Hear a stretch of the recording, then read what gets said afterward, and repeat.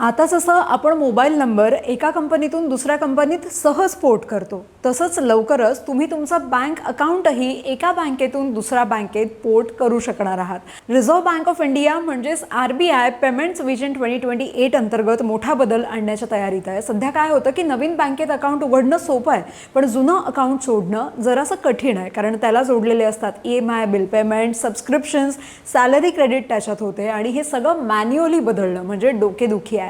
पण आता RBI एक पेमेंट स्विचिंग सर्व्हिस तयार करते, ज्यामुळे तुमचे सगळे ऑटो पेमेंट्स, बिल सेटिंग्स आणि ट्रान्झॅक्शन डिटेल्स आपोआपच नवीन बँकेत ट्रान्सफर होतील.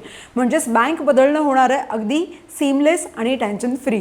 इतकंच नाही तर परदेशात पैसे पाठवणंही यामुळे जास्त स्वस्त आणि जलद होण्याची शक्यता आहे. हा बदल लागू झाला तर बँकिंग क्षेत्रात अर्थातच मोठी स्पर्धा वाढेल आणि ग्राहकांना जास्त चांगल्या सेवा मिळू शकतील. पण प्रत्येक मोठ्या बदलासोबत काही प्रश्नही उभे राहतात, जसं की डेटा सुरक्षा, ट्रान्सफरमधल्या अडचणी, सिस्टीमची विश्वासार्हता, हे सगळं किती सेफ असेल हे पाहणं महत्त्वाचं ठरणार आहे. पण जर हा प्लॅन यशस्वी झाला तर बँकिंग सेक्टरमध्ये मोठी उलथापालथ होणार हे नक्की.